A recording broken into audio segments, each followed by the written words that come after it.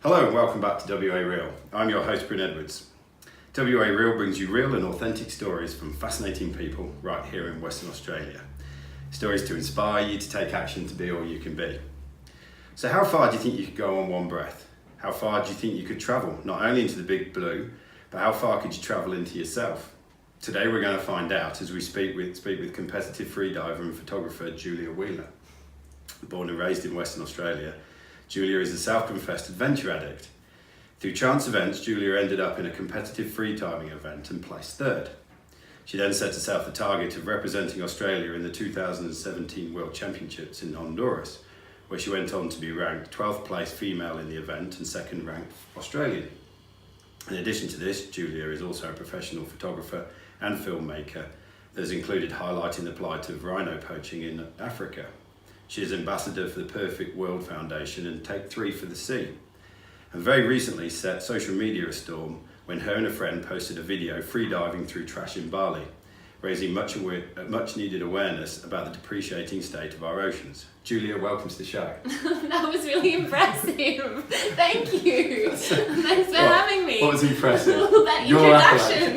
No. The way that you just kind of told my life story so neatly. Yeah, thank you. Oh, there we go. Well, we can start the podcast now. No, okay. So, obviously from that, you've got this amazing connection with adventure, ocean, nature. Yeah. Where does that come from? Does that come from growing up in WA, your family? Yeah, I guess it comes from growing up in West Australia, and also since I was quite young, I always had the need or the urge to just explore.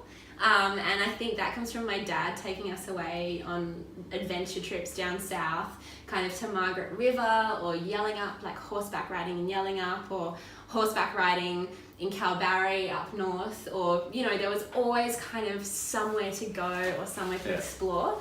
And my mum and dad always made that quite exciting. So I think just being out in the outdoors and having these open plains and spaces and just that wildness, I was just really attracted to it as a kid. Yeah. And even to the point where, you know, I would go off an adventure on my own and leave my parents and find police to take me home to them. So then they just got used to it. So yeah, I just loved exploring. And that was exploring on land and in the sea as well. And spent some time around Rottnest. Yeah, in Rottnest Island. So my parents, at one point we would go to Rotto every year, kind of as a family holiday.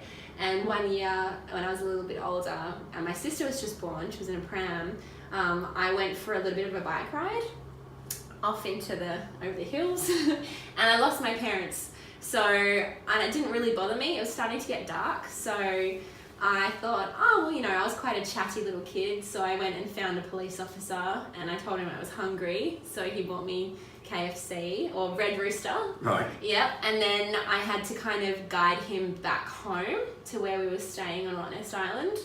And yeah, I just love that. So I was never really scared of being on my own or exploring new things or going to new places. And I was just fascinated, like constantly fascinated by what was kind of next and what was around the corner or what was in the ocean or, you know, what was I capable of. So yeah, just from being little, I was always very inspired.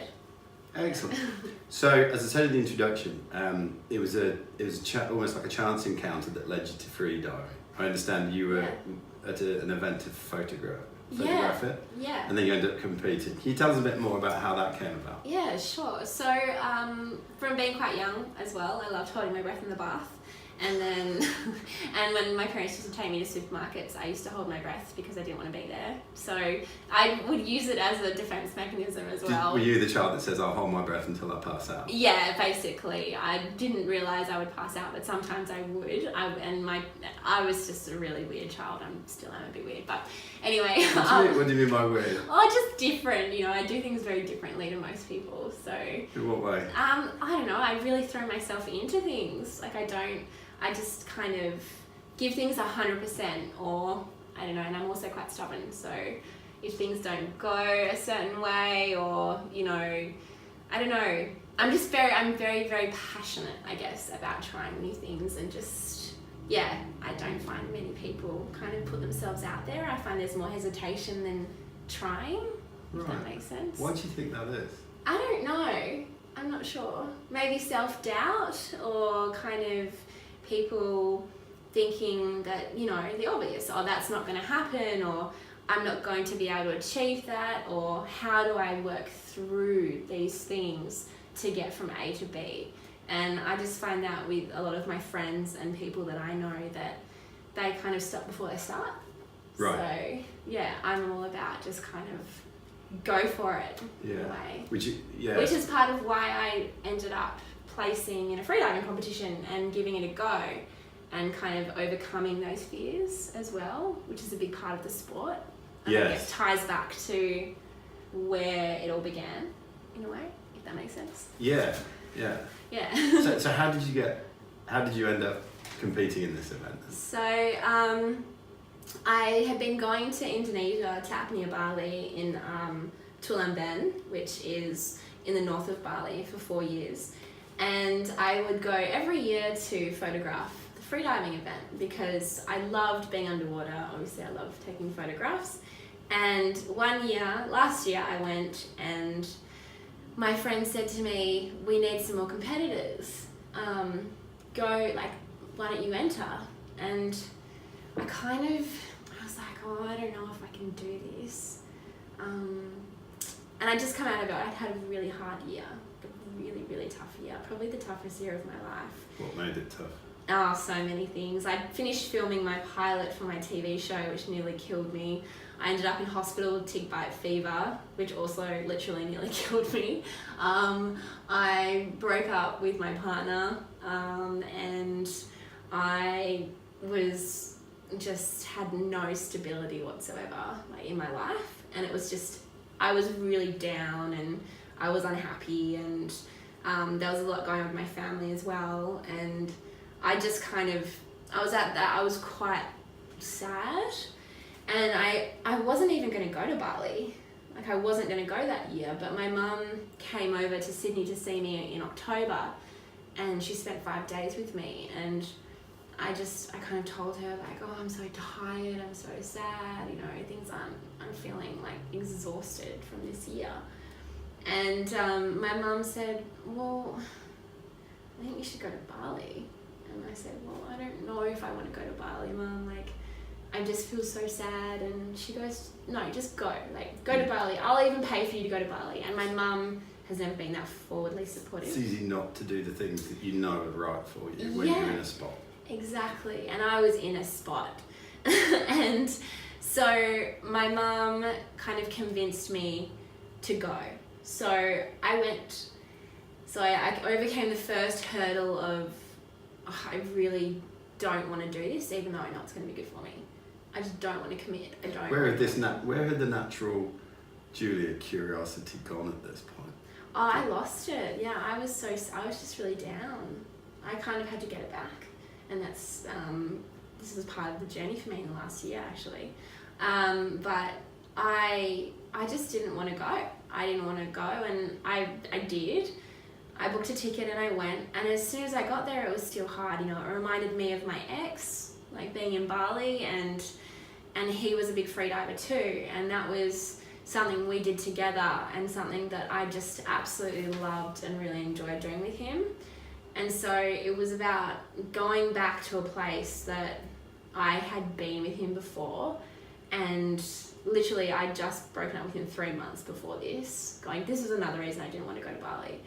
And he was even saying, I might go, Jules, like, are you going? And I was like, oh, I don't know if I want to go if he's going. Like, I just didn't want to see him, and it wouldn't have been, I don't know, I mean, it was really difficult for both of us. So I went back to Bali, and anyway, I got there, and then when I got there, I was like, oh my God, this is so bad. This is the wrong thing to do. But it ended up being okay, you know. I went in the water, and as soon as I got in the water, I kind of definitely felt, you know, sad, and I kind of had to work through that. And then when the girls said, Jules, you got to do this freediving competition, like, come on. And my friend Trista, who's a West Australian girl too, she's an amazing diver, she kind of has always been really supportive in my freediving. And then my coach at the time, Julia, who runs Apnea Bali, she was always incredibly supportive as well. So I had these two incredible women who were just like believed in me and were pushing me and to compete. Yeah, to compete. And Amber Narissa, who is Australia's champion freediver, she holds all the national records, I think, in depth.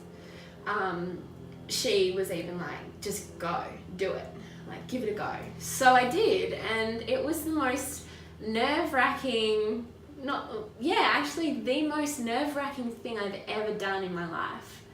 And I stood in front of 250 kiloton lions. I've been charged in the wild by lions. I've been, on the ground with rhinos and elephants and, giraffes, like huge male giraffes. And I've been in the most intense situations, in front of poachers, like interviewing a rhino poacher in the hub of rhino poaching in Africa. Like, I've been in these positions that most people would say I'm crazy to do, but yet alone a freediving competition was the hardest thing I've ever done. And I think it was because it was all to do with myself and looking into myself and my ability to control, not only my emotions, but what my ability was at that time.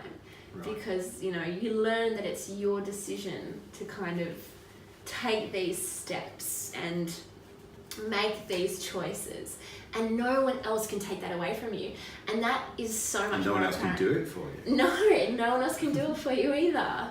So it's really just you and the ocean. And I learned more about that this year for the World Championships. But essentially, that first freediving competition in Bali in November 2016 was just so crazy scary for me. Like, so which category? Yeah. Yeah. So which category did you enter? I entered all three disciplines. So you have constant weight. Yeah. So that's with the monofin, which is, everyone calls them mermaid tail. So yes. You have the constant weight discipline. Then you have free immersion, and free immersion is when you don't wear fins. You just pull yourself up and down the line. Yes, that's rope. basically Yeah. pulling down a rope. Yeah, and then pulling back up the rope. And then you have constant no fins, which is the hardest, I find to be the hardest discipline. That's essentially swimming down. That's swimming down, swimming up. So breaststroke is the stroke that yes. I do, which is the majority of what most people do. And it is tough. It is really, really, really tough and addictive. So, yeah. So you entered all three? I entered all three, yeah, and I ranked. I came third overall. By surprise, I don't know how I did it. How did you feel after that? I felt pretty awesome because I went into it not knowing. I went into it just to give it a go, and I was petrified. And I went, you know what? I am so shit scared I'm around these athletes and they are really good divers, even the men, like incredible athletes. And I am such a rookie, and I had 2 days to prepare myself for this competition, and it's a proper competition. There are rules, there are, you have to be disciplined to a certain extent. You have to be prompt to your time. Like you can only enter the water at a certain time, like 45 minutes before you dive. You can only do a few warm-ups, or you can do so many warm-ups, but you need to know how many warm-ups are best for you. You have your coach. You have all this equipment, and you need to work with it. Then you have equalization, and there's so many things. And not only that, but before you take that last breath, you're being counted down. Your official top. So you get 3 minutes. As soon as you get in that square, you're in there on your own. It's just you and the rope, the line. And your breath. And your coach. And no one can touch you. And you also can't let anything touch you as well. So you have to just immediately go into this state. And I didn't know any of this stuff. I learnt a lot of this year, but last year I was completely clueless. Like, what am I doing? Okay, right, I'm gonna hold my breath. Okay, I'm gonna dive down and my depths were so shallow at the time. I can't exactly remember which discipline was which, but I know I did a 22 meter, a 28 meter, and a 33. And I think the constant weight, which was the fin, but I was using bifins at the time, that was 33 meters. And oh man, that was so scary, because in the day before the competition, you have to announce your depth. So you have to tell the whole world, okay, tomorrow. So this is not I'll see how far I go. No, you have a depth you have to go to. It's a target depth. Target depth. Yeah, so the way a freediving competition works is you have to nominate your depth the day before you dive, and you cannot change that depth. Once you've nominated, and you're going there, and that's it. And if you don't go there, you get a penalty, or you'll get a yellow card, or if you make a mistake, you can get disqualified, you get a red card. So it's the same, you've got the white card, the yellow card, the red card. You always want the white card. But yeah. Successful dive. Yeah. And so you kind of, you have to nominate your depth, and then you have to do the dive, and you have to have a clean performance, and then you have to, then you get your white card. But, oh my gosh, it was just, I just remember I was trembling, I was shaking, and I was shaking at World Championships too. I was petrified. So, freediving, there's a number of questions I have here. Go for in the it. fact that, to me, freediving seems like a very zen pursuit. It is. Should we call Once you get in the zen, yeah. yeah.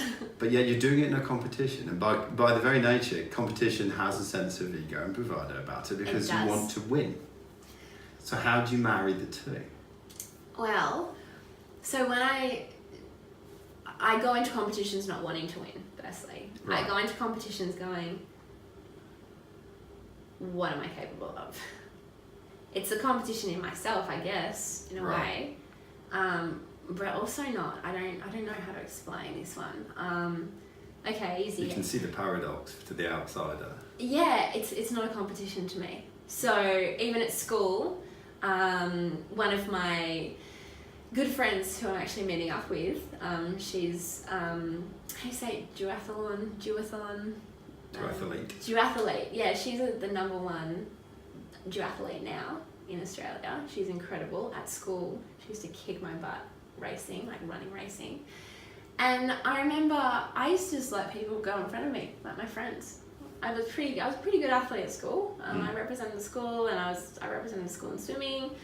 I was very sporty, but I was not competitive. So I'd just be running along, and I'd see Catherine Connell on my left, and I just remember her we did a 400 metre race, and I remember she really wanted to win. So I was kind of to the finish line, and I kind of dropped back, and I just was like, oh, you can go. So it's not really, I'm not a competitive person in the sport. Everything I do is what am I capable of. I'm not competitive in my career. I'm not competitive in how I do things. I just do them the way that, what am I capable of? What does my heart tell me to do? What can I do? How far can I go? What can I explore here? That's what freediving and competing is for me. So it's more a collection of people testing themselves all together. Yeah. And yes, there will be an eventual winner. Exactly, and there always is. But some freedivers definitely do it to compete. Yes. 100%. Yeah, I mean, I don't know whether this is true reflection of the sport, but having watched The Big Blue, you have the two very different characters. Yeah.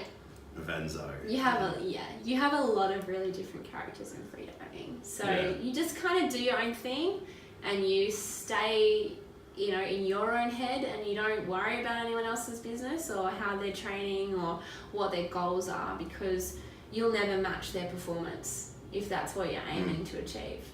And I suppose if you were trying to match somebody else's performance, you wouldn't be getting the best out of yourself. No, that's just pressure. Like, oh, this person's diving to 50 metres, I'm going to dive to 50 metres. It doesn't work like that. Yes. It's like, you know, what can I do? So you go to Bali, you're obviously feeling good about yourself. I was so stoked. Yeah. I was a bit jealous. I imagine at this point the whole drama with the boyfriend and everything was a distant My memory. ex-boyfriend.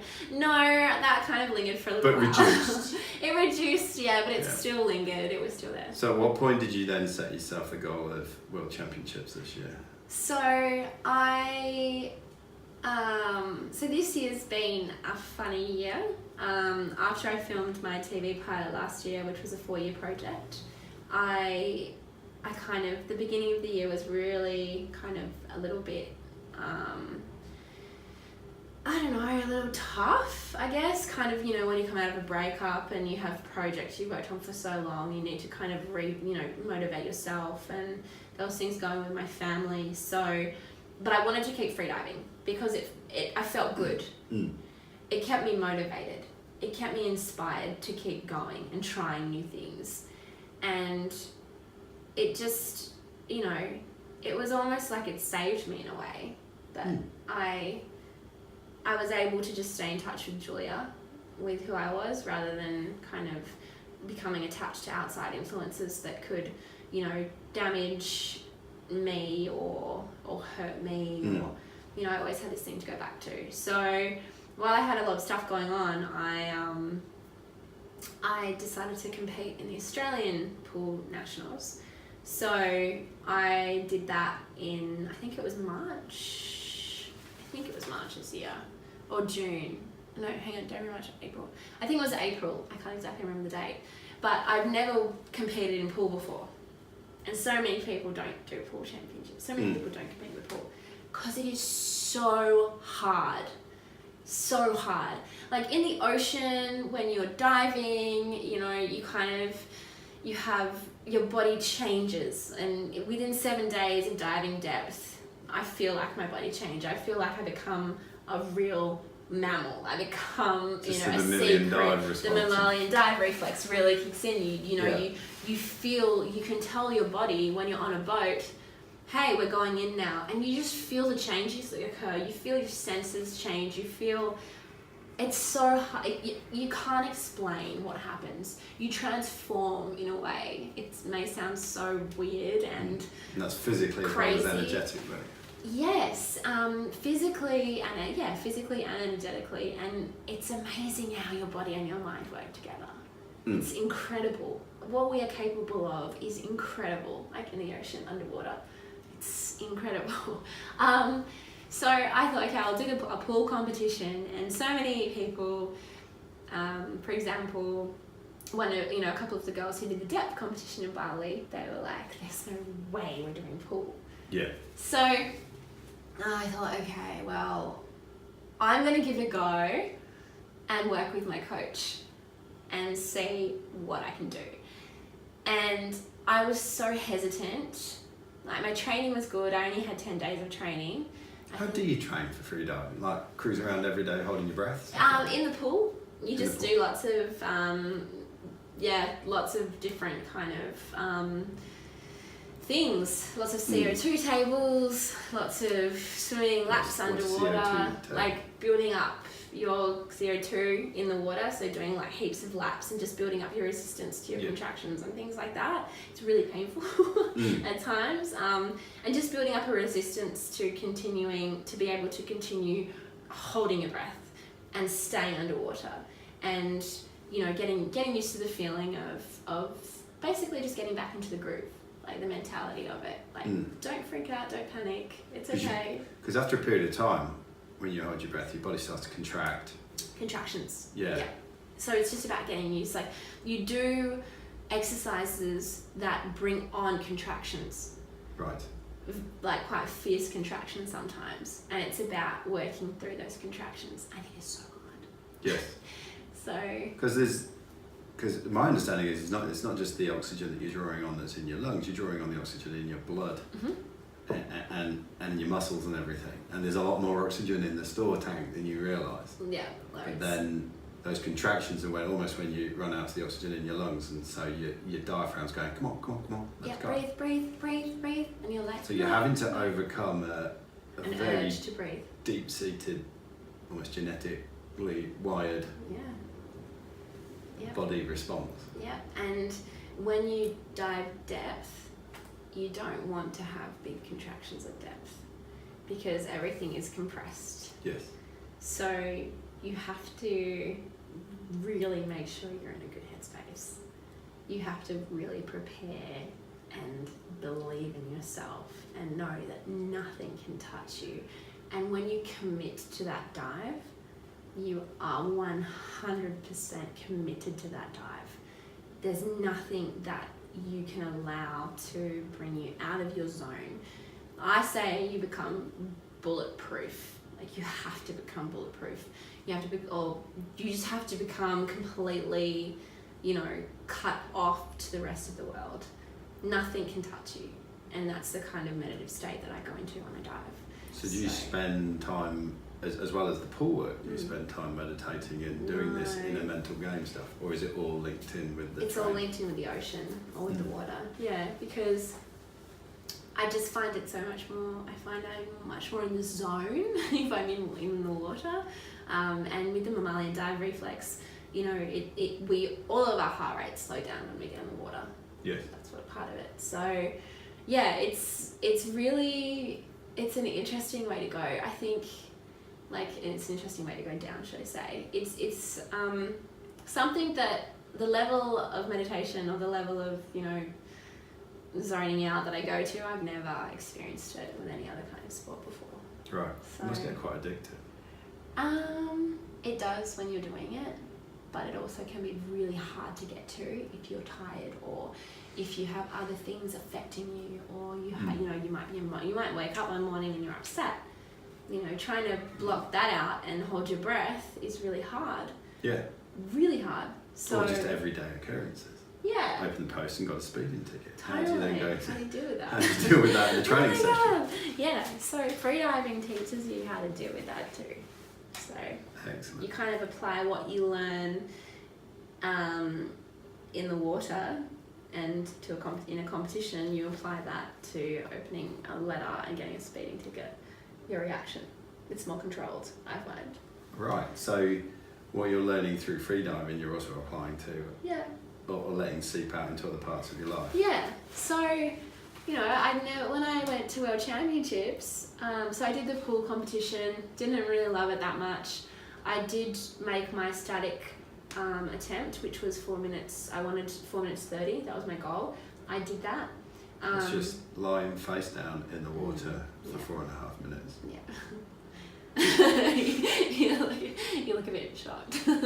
No, I did the research before this. So, and I must confess that I did a little bit of freediving in the UK before I came to Australia. Cool. So yeah, but carry on. Yeah, so 4.5 minute breath hold, and then I didn't really know again where I would go with that's the other thing. So in the pool, you don't announce anything, you just do it. Just do it. Yeah. So depth you have to announce, especially for safety precautions. So your safety divers and your judges and the safety team on the surface knows where you're going, and they can see you, where you are, your heart rate, everything like that. In the pool, we'll only see you, and you have your divers swimming next to you. But yeah, you don't announce either.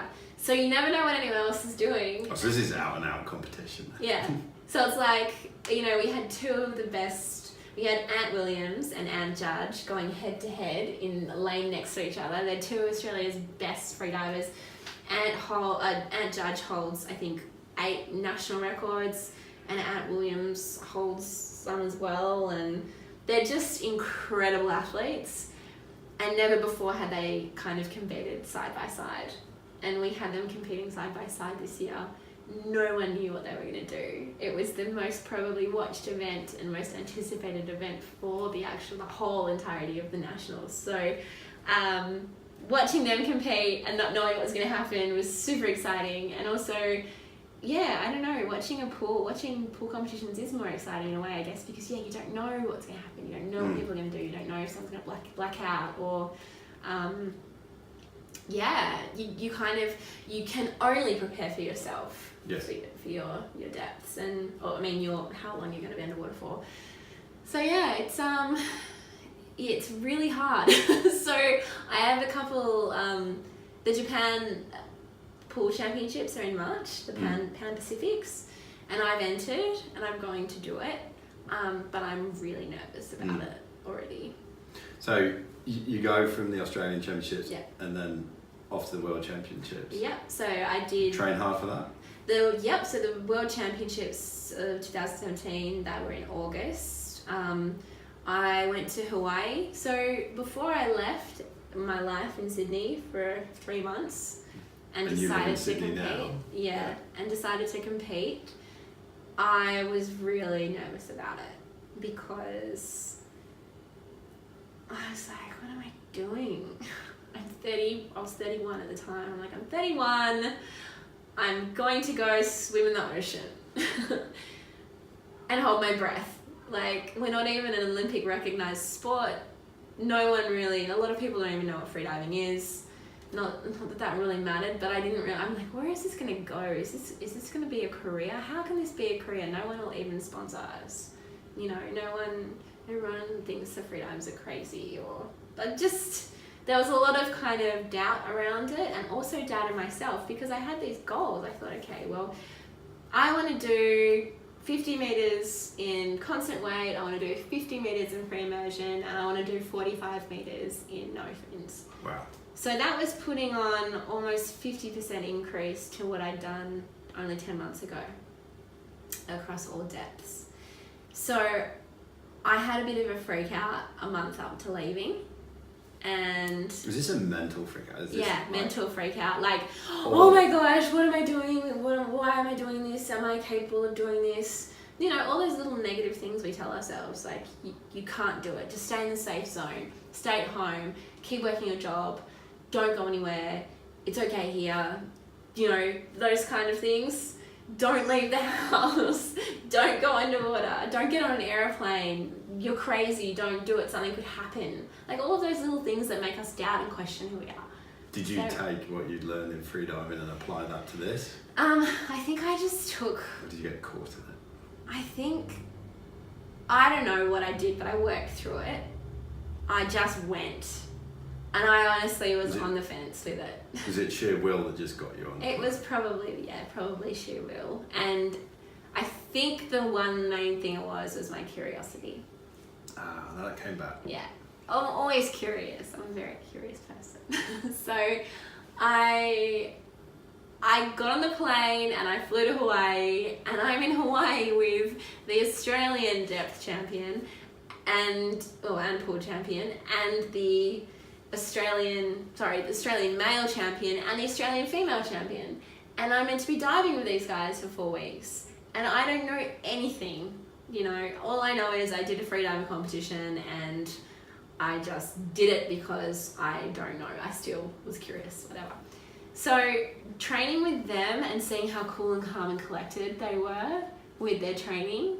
And I'm still working out, you know, how to, like, I don't know, equalize and how do you turn your mind off, you know, just all this stuff that I had no idea. And I would look at them and they would do it so effortlessly and just cruise down. Like, Amber would be sitting on the surface and Ant would go, so what are you going to do today, Amber? And she'd say, I'm just going to do like 50 no fins, whatever, or 50 constant weight. And she'd go and come back up and make it look so easy. And I had to just deal with all these demons of, you can't do it, and you don't know what you're doing, and, you know, just negativity. And you just How did you work through them? I chose to work through them. Right. So I made the choice. So you recognised them? Yeah. And then went, right. Yeah. I recognised that I had a lot of self-doubt and I needed to work through that. And it was hard. And it brought up a lot of emotional stuff. And by the time I got to the Caribbean... From? All over your life? From all over my life. And by the time I got to the Caribbean, I kind of had separated. Like, Ant had gone back to Australia, Amber was staying somewhere else in the Caribbean, and I was staying in a new place on my own. And I was completely on my own, and for some reason, as soon as I hit the water, the first time I got back into the water in the Caribbean, everything clicked. Everything worked. Everything felt right. Like, it just felt right. And like, I just worked through all of this stuff that I knew was there, that I needed to work through. And I did. Delayering things and... Yeah, like an onion, like peeling back all the layers. And And I find sometimes, and certainly listening to you there, when you put yourself out there, you are, by the very nature of it, going to face all these demons and belief patterns that you have about them. And these beliefs, they don't want to go easily. No. They'll go kicking and screaming. No, they kick and scream. Yeah, but just working through them bit by bit by bit. And it is so hard. So hard. It's so hard. You can either sit with those demons and those self-doubts and those insecurities, or you just smash them. Like, you break those barriers of like internal, I don't know, discovery, as cheesy as that sounds. It's kind of what it is. So I was training and it was all going great, and then I hit a big wall. Because freediving gets quite exhausting, because it's quite an emotional sport too, and being able to switch off and kind of, you know, just go down to 50 and hang out, like, well, not hang out, but go down to 50 meters and then come back up again. It takes a lot of brain power to do that, because it's, you know, it's full on, it's exhausting. So I got to the Caribbean, and I did have a 7-day break between travel from Hawaii to the Caribbean, and I got there and I started training, and it was great, and I was training independently now. I wasn't training with Amber, and I wasn't training with Ant. I was just training on my own with myself and a safety diver. So it was all on me, everything. And I was still only at 43 meters. So I was 7 meters off my target depth. And I was in the Caribbean for 3 weeks before competition. And somehow I did it. And I just was so focused, and visualization is a big part of what helped me get to where I needed to go. So Ant Judge was kind of talking about, you guys need to visualize, it's really important, and I was like, whatever. That sounds so silly, like, why would I want to pretend I'm diving? And then we had another girl with us, Lucia, and I believe Amber was visualizing too. And then I did try in the Caribbean, and I would sit in bed and close my eyes and go through the steps of my dive. So breathing up, slowing down my heart rate, getting to my relaxed mode, coming up, I'm on the surface, now going into the space where I'm diving, and then visualize they clip my lanyard on, my depth gauge goes on, I'm holding the line, I have 3 minutes. I go into my zone, and then the 30 seconds, I have 30 seconds, and then the 10-second official top countdown starts. And I visualize that, and my eyes are still closed, and I'm still holding the line. And I know I'm about to go down and do my dive. So I get my lungs ready, I identify, with my body, I talk to my body, I tell it, okay, we're about to go down, and I keep remembering to breathe, and then on that 0 mark of that countdown, I do my inhale, my full inhale. I put my nose clip on, and then, because I don't wear a mask, so nose clips on, I do my full inhale, and I take my last breath, and then I go. And as I'm going down, I remember to keep my eyes open, depending on what discipline I'm doing. I'm staring at the line, and I'm just relaxing, and I'm telling myself, relax, relax, relax. And I'm visualizing dropping, and I'm visualizing going down. And past 20 meters, I stop kicking. Because you're free falling. Because I'm free falling. Because I'm you're sinking. shrunk and dense. I am plummeting. I am going down into the abyss. And it's that point where you need to absolutely shut everything out. Like, from the beginning, from the surface, you have to shut everything out, but you need to let yourself fall. Like, you need to, and you just kind of hear the lanyard. You can hear the lanyard going as you're going down. And that can be a little bit nerve-wracking at times, but I had a chat to Amber about it, and Amber's like, I love it when I hear the lanyard going, and I just laughed, and that kind of in a way made me feel better. So sometimes if I hear the lanyard, I think of Amber, and I kind of smile. and then I'm okay and I go, and then I remember to do my mouth fill. So bringing up past a certain depth, I have to bring up the remainder of the air in my stomach into my mouth and close my throat with my glottis and keep that air within the upper area so I can equalize my nasal cavities and my ears. So that can really stuff up your dive if you lose your mouth How'd you feel. learn to do that? That was my biggest challenge of the 2017 World Championships, because I got there, I was only at 43 meters. I had 3 weeks to go and I started running out of EQ. Like, that's why I stopped going down, because I couldn't equalize. I'd run out of air. So then I had to learn within a week, which takes some freedivers years or months, how to bring up air, how to do a frog noise. Yeah, so if you go, you can see that? That's bringing up air from your stomach, like up into your cheeks. And then you have to hold that air in your cheeks. And you have to be able to put pressure, like move that air around at a certain depth and push through the nose clip, obviously the pressure, and then equalize. So that was very, very, very challenging, and I got very, very, very nervous about that. But somehow I just worked on it and worked on it and worked on it. I was doing headstands in my hotel room with my friend Derek, and keeping and closing my throat and doing all this stuff that everyone was doing, because that was apparently how you equalized. And when I got it, and it was great, but it was a very frustrating and testing time for me, because it was the only thing that was stopping me from getting down to 50 meters. And then when we had Caribbean Cup, which was the competition, it was the pre-comp to the World Championships. So I did 2 competitions within a 2-week period. And I wasn't at 50 meters yet.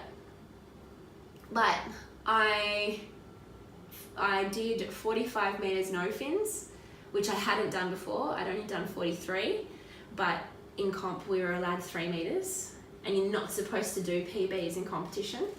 But I did. I announced 45 and I did it, and that was the scariest dive I've ever done, because I remember just kind of I just knew that I was struggling a little bit, like I was borderline, and that was really hard because you're pulling yourself, you're doing these strokes, and you're using this energy to get to the surface, and you're negatively buoyant.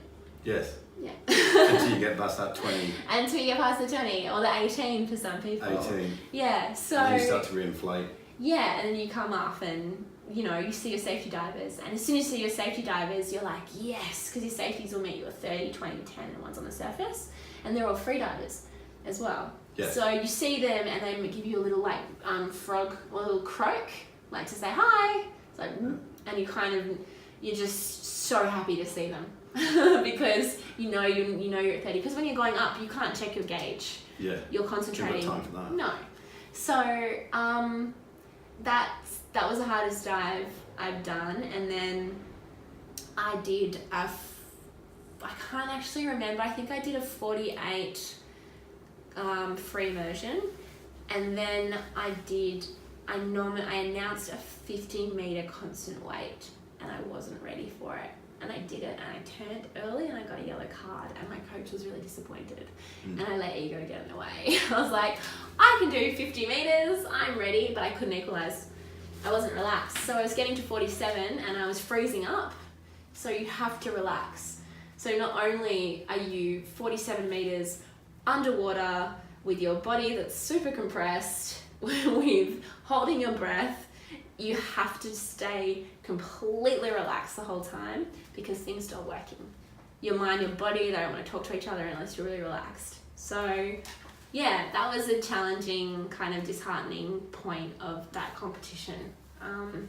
But I learned a lot from it, and So that's the World Champ. I took it to the World Championships, and instead of announcing 48 meters for my constant no fins, I announced 50.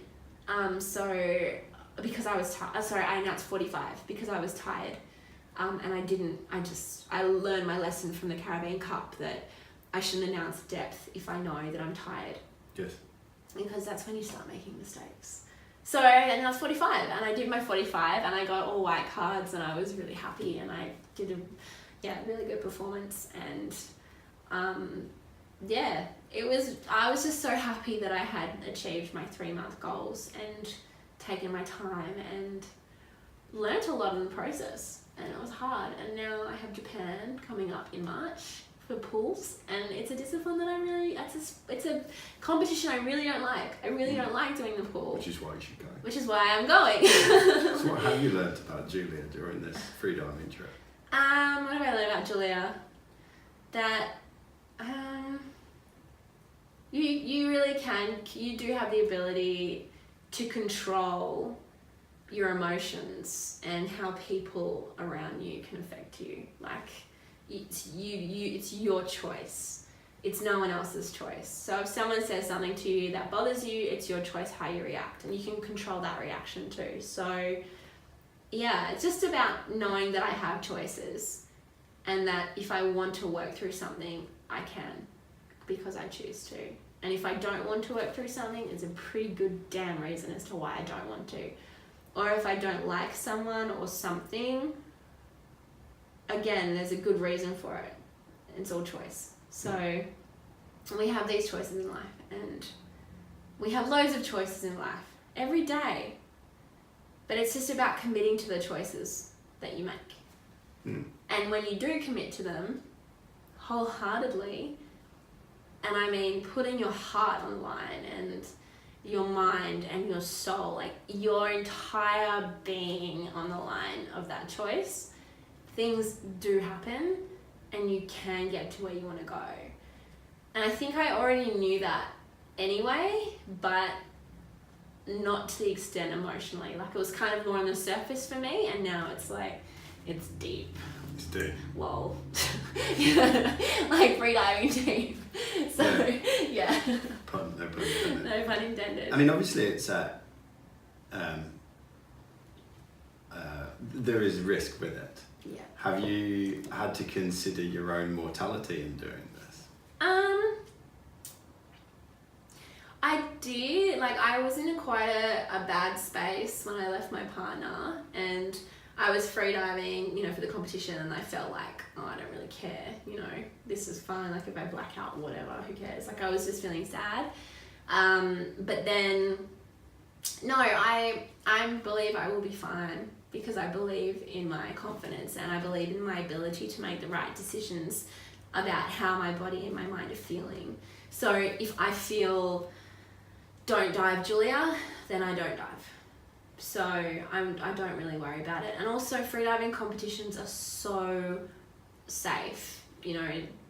We have really good teams, we have really good people, everybody celebrates everyone's dives, everyone celebrates everyone's achievements, and everyone's also supportive for the people that don't achieve. And everyone wants everyone to do well, essentially, and be successful in themselves with their performance, or be happy with with their performance.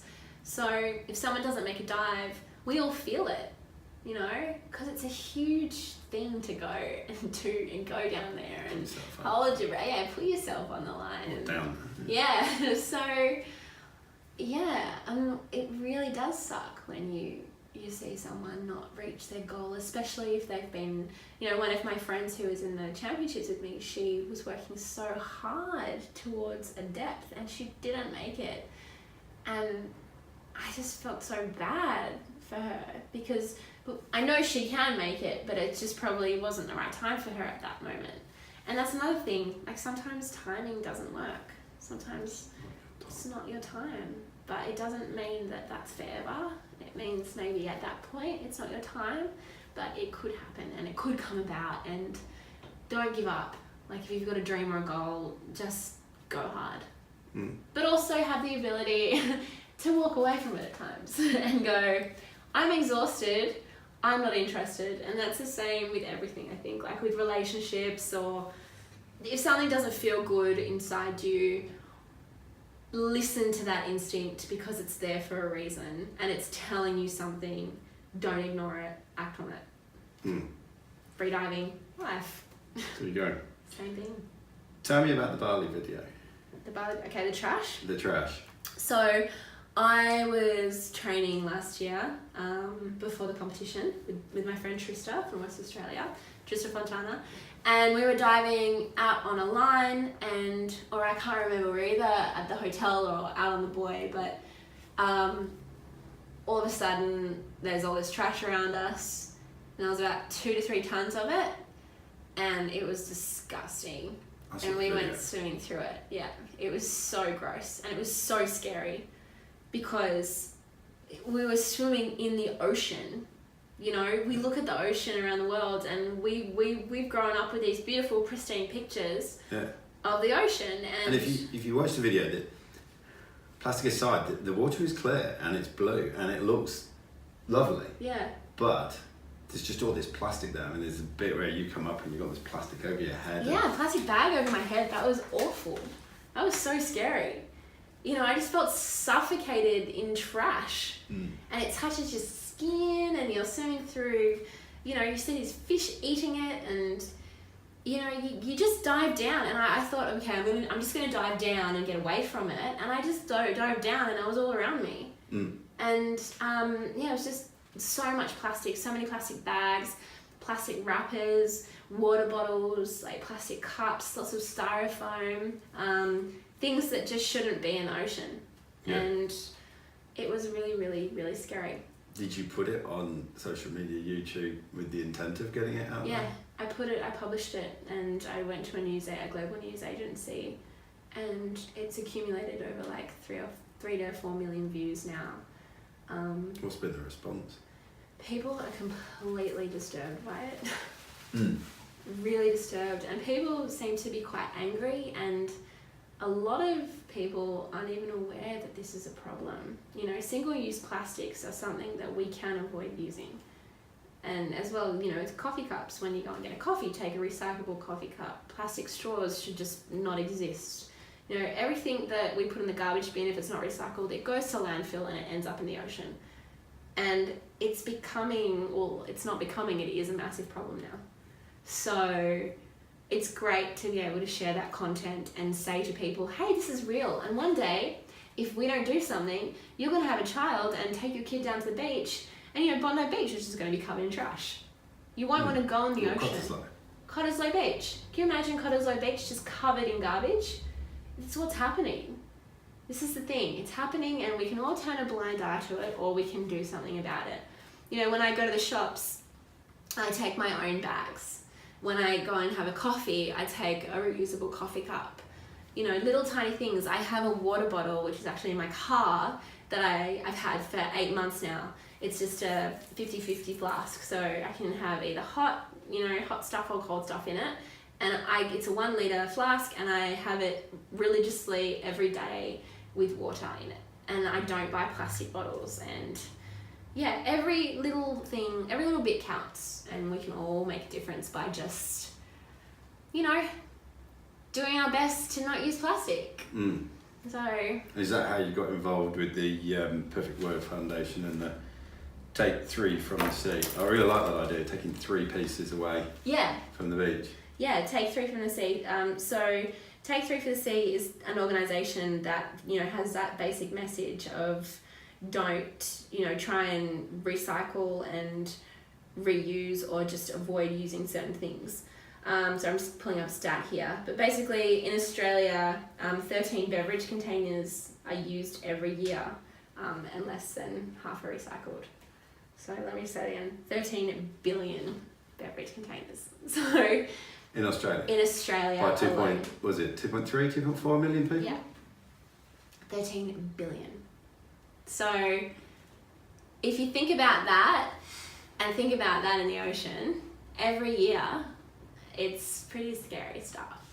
That's just Australia. That's just Australia, yeah. So Take 3 encourages people to clean up trash wherever they are. I mean, if I'm walking down the street and I see trash, I pick it up. Even if it's not my own, I don't ignore it. It's all of our responsibilities to keep our oceans clean. You know, don't point the finger at someone else. Just pick it up yourself. And especially at the beach, you know, if you see trash, pick it up. Put it in the bin. Put it in the recycling bin. Now there's a scheme, like a new, not a scheme, sorry, wrong word. Just thinking of the name here. It is hang on. There's a machine basically that exists now in New South Wales where you can take your plastic bottle to the machine, put it in the machine, and you get 5 cents per bottle that you recycle. Sorry, 10 cents per bottle. So, what does the machine do with it? It recycles everything. So you have glass in one hole and you have plastic in the other. And yeah, you can make 10 cents per bottle. So the other day I was down at the beach with Take 3 with Tim Silverwood, who's the CEO. And it was on Monday, we spent 3 hours walking the streets of Bondi, going through normal trash cans. So you've got your recyclable bins and then you've got your normal waste bins. And we pulled out 480 bottles from normal bins or something like that. Maybe it wasn't that many. It was roughly like an estimated 300 to 400 bottles from the normal bins. So people are so slack that they're not even putting it into the recycling. So we pulled all these bottles out. There was a lot of trash on the streets as well. Not too much, but there were a few bottles that we picked up from the street. We bagged everything up and we went to this machine in Taronga, which is, it's a government-made machine. And we recycled and made like $31, which... Made your breakfast. Yeah, and we donated it to Take 3 as well. So there's an option where you can donate or you can keep money. So yeah, it was rewarding. It was cool. So, rather than those 300 to 400 bottles going into landfill, we just recycled them and made $31. So yeah, so Take 3 does a lot of stuff like that, which is super cool. And Tim and the Take 3 team are super passionate as well. So yeah. So I've sort of I've been keen to get you on the show for a while, and I've been following you on Instagram, and I see pictures, Tahiti, Caribbean, and here and there and everywhere. How do you sustain this lifestyle? How do you actually make some money to sustain this lifestyle? So, because you said earlier on, freediving is not a sport that gets lots of sponsorship. No. So I work really, really hard. I've had a photography business for 8 years now. So I make my own income just independently. And, it's okay. And I can support myself financially. I always have supported myself financially, and I always put the money where, it always ends up in conservation or freediving. Yeah. So, I'm not loaded or anything, but I get by, and I'm really passionate about raising awareness behind, the plight of the oceans, and also endangered species conservation, which is the TV show that I've been building on or working on for 4 years. So yeah, I just kind of go hard really, and I don't know, sometimes I get worried. I think, oh my gosh, where's my next income going to be? But it always kind of works out. And also I do have a couple of sponsors that I'm probably going to be working with as of January, who, that's been something that's been kind of in the pipeline. And they're really cool sponsors. There's 2 of them, and I was in Europe meeting them. And yeah, I guess they're really supportive with what I do, and I think it's really important to find that kind of team or those people who do back you. So, freediving's cool, but it's also, for me, it's cooler if I can, pass on the message that, we need to save the oceans through doing that. That's almost more, that's kind of drives me to be a freediver, to compete. So that signal in itself is bringing support. Yeah. So I'm becoming more secure in it. It does take a while, but I'm just, I don't know, like I said, if you're really determined or you really want something, or something interests you, or you want to investigate it or put yourself completely on the line, you'll find that it's either going to happen or it's not the right time. So yeah, I think it'll be good. And also, even committing to a sponsor is scary. It's like, why is that? Well, because, you don't want to let anyone down. And freediving's been a very personal sport for me. It's something I've done for myself, and I want to keep doing it for myself. I don't want to do it for anyone else. Yes. So, it's just about maintaining that with your brand, with your sponsors, and finding the right sponsors too. So I have had a lot of, I have had quite a few sponsorship approaches over the last few years, even with my photography. And I had a really good offer about 2 years ago. It was awesome. It was incredible. And I turned it down because I didn't believe in the brand or the product. So yeah, that's my other problem. I don't really do things for money. Money doesn't drive me. So if I was passionate about money, I think I'd be a billionaire and a banker. But unfortunately, I like animals and holding my breath. So, so we've gone down that road for now. Excellent. So, what does the next 5 to 10 years hold for Julia? What does success look like? So I want to have my TV show up and running, which is all about me as an investigative photojournalist working behind the scenes with people who rescue, rehabilitate, and defend wildlife all over the globe. So, I mean, some of the episodes would be in Asia, say like the Siberian tiger, go to Russia, and then you've got the Indian elephant, you've got the pangolin. There's 8 species of pangolin in the world, so all endangered. The penguin's actually the most trafficked animal in the world. Then you've got, even the rhino in South Africa. You've got the hooded vulture, extremely endangered on the red list. There's so many animals that are endangered, like even the pygmy hippopotamus, which is the cutest little hippopotamus you've ever seen. And there's species of animals that people don't know exist, and they're all kind of, they're trying to survive. So it's a story which goes behind the scenes, works with these incredible people who are so inspiring and so dedicated to preserving our wildlife and preserving, the natural environments of what nature originally gifted us on this planet. And it's exciting and it's interesting and it's inspiring, and I really want to get back out there and do it. So at the moment I'm working with a production company in Australia, in Sydney, who I signed up with earlier this year in March. But before that, it was a 3-year project that I was funding myself with my cameraman, who is based in New Zealand. And the concept has always been a bit, where is this going? It all started with an idea on a piece of paper. And now we have our 3.5-minute trailer, and we went back and filmed a pilot, which was the hardest thing I've ever done in my life, again. But it's just, hopefully I'll just be doing that for the next 10 years and freediving as well. So I'd like to have, a few months of the year competing and like half of the year doing my show, and then probably 2 to 3 months of the year with my family and holidays, because I'll need it. Nice. So that's kind of where I want things to go and what I'm working towards. Yeah. Can you see yourself winning anything at freediving? I don't know. I don't know.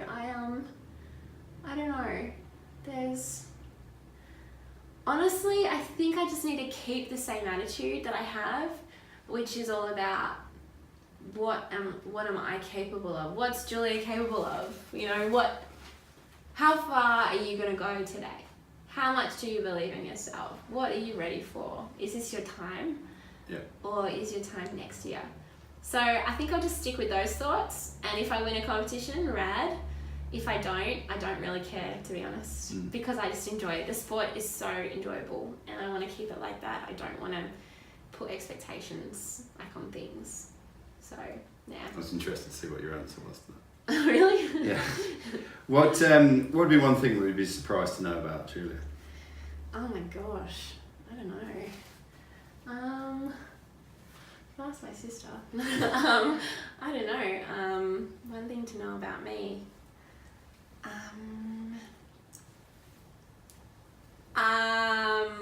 don't know.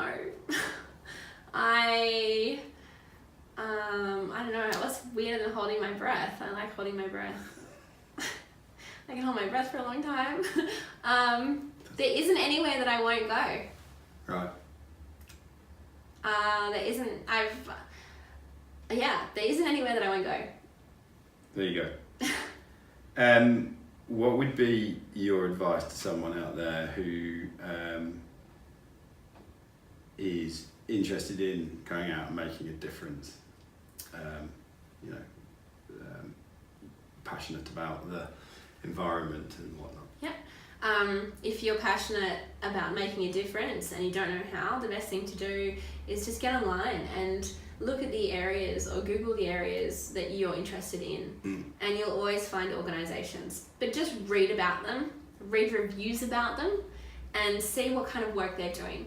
Like, there are so many organisations that are, you know, I don't know, they're startups or have been around for a while and aren't really making a difference. But, you know, look at an organisation's following and look at their volunteer programs. I always like to go to places and meet people if I'm going to work with them or give them money or dedicate my time or anything like that. So just be thorough with your investigations before committing to a cause.